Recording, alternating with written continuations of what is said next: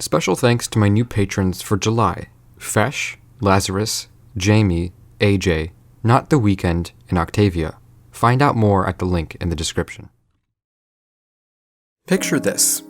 It's the spring of 1973. You're around 16 or 17 years old enough to realize that your youth will soon be over, but still young enough that you haven't yet had any serious responsibility thrust upon you. You're finding it hard to enjoy these last few years of freedom. You're no idiot. You've seen the headlines. England is in dire circumstances. The country you're about to come of age in is on the rocks. The economy is poor. Industry is failing, and workers are striking.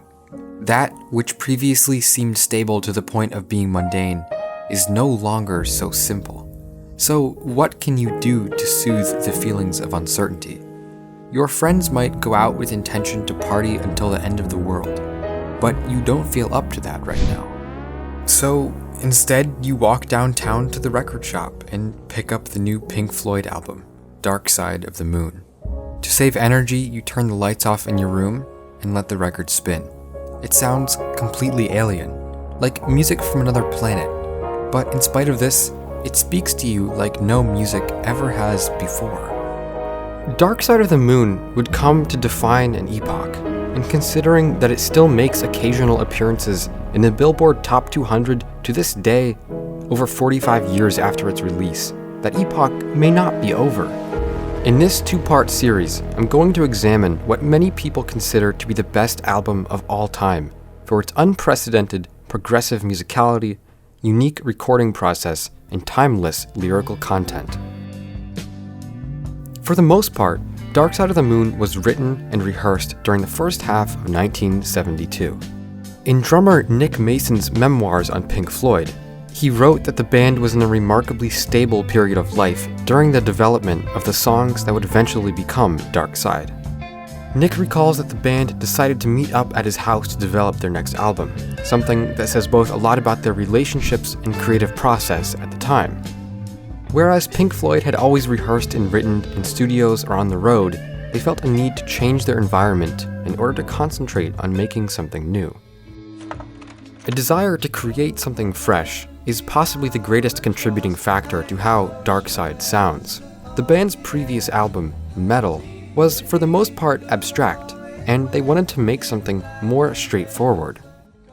I mean, I'm very fond of Echoes, but actually it's pretty long drawn out, and there's a tendency to sort of for a theme to be repeated, whereas Dark Side is much more focused. Yeah, and the concept was the songs have a point. And Pink Floyd had a few song fragments and ideas that they wanted to use, but nothing concrete. Among these were the verse and chorus for Time, and a 7/8 bass riff that would eventually define the iconic sound of Money. Beyond this, they had a bit of trouble thinking of anything to write about. The band had no real complaints at the time. Their strategy to solve this problem was to write a list of difficulties that plagued modern life and build something off of that. This list included the desire for wealth, the hassle of traveling, and the ever-present fear of stress-induced madness. Within just a few weeks, the band was able to complete an early version of the album with the working title Dark Side of the Moon, a piece for assorted lunatics. They would later change it to Eclipse after hearing that their fellow English blues band Medicine Head was releasing an album called Dark Side of the Moon, though they reverted back to their original title after the Medicine Head record was a commercial failure. The band performed Dark Side of the Moon several times at a venue in North London before recording it. This is something that doesn't really happen today in an era when everyone has the ability to record a show with their phone and share it with the world.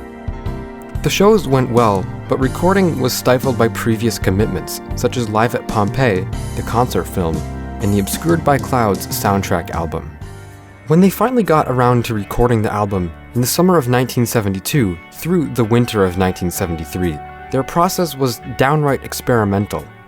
The band was able to get a hold of the most advanced recording technology of the day, 16-track mixing, which is exactly what it sounds like. Having previously used only 4 or 8-track mixes, they were afforded a much greater degree of freedom to experiment than was previously available to them on past albums.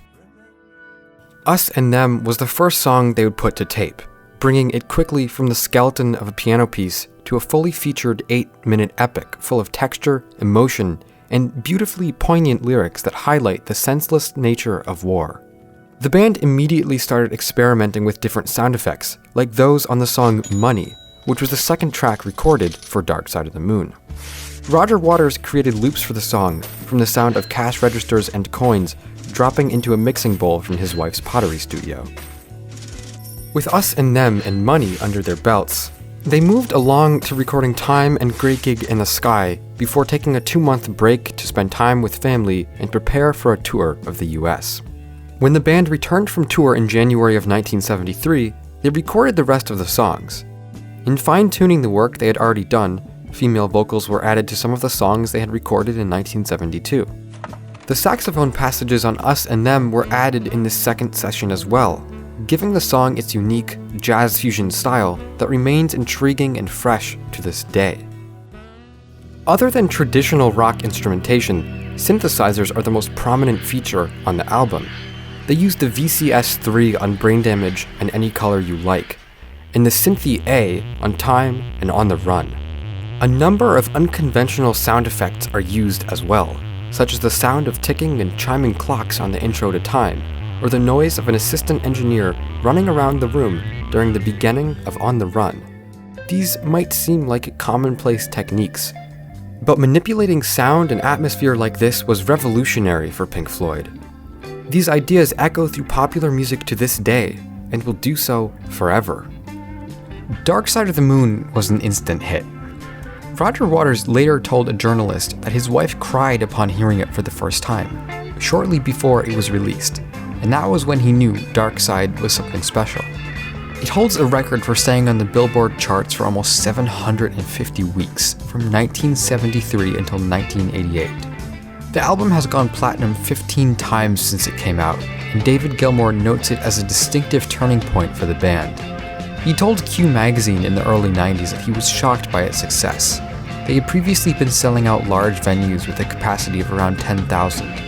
But after the release of Dark Side, they had to upgrade to sports stadiums. Roger later said that Dark Side was the end of Pink Floyd, claiming that such incredible success is the final goal of any band, and that there's nowhere to go once you've achieved it. One of the key components of Dark Side of the Moon is the vocal samples that appear throughout the record. Eerie laughter abounds, while far-off voices say things like, "I am not afraid of dying." Why should I be frightened of dying? See no reason for it, you gotta go sometime. These sound bites create an atmosphere of inner thought, making you feel almost like you're inside the band's consciousness, listening to their raw memories and feelings. The way Pink Floyd was able to achieve this effect was by compiling a list of questions and asking them to anyone who came through the studio. Roger Waters had people stand in the sound booth alone with a list of questions and answer them one by one. Even Paul McCartney came through at one point, but his answers weren't used. Roger later said that McCartney tried too hard to be funny, while the point of the questioning was to produce answers without pretense. The questions asked included things like, when is the last time you were violent? And were you in the right? Referring to how the person perceived their own violent tendencies. Yes, absolutely in the right. I certainly was in the right. Yeah, I was definitely in the right. That geezer was cruising for a bruising. This process is how Pink Floyd were able to achieve one of the most iconic moments in all of rock music. When it was doorman Jerry O'Driscoll's turn to be questioned, he was asked what he thought of the album's title. There is no dark side in the moon, really. Matter of fact, it's all dark. The only thing that makes it look light is the sun. If you enjoyed this video, check out part 2, which will be coming out in a week, covering Dark Side of the Moon's cultural legacy and meaning. As always, thanks for watching. If you'd like to support the channel and receive cool perks, please check out patreon.com/Volksgeist.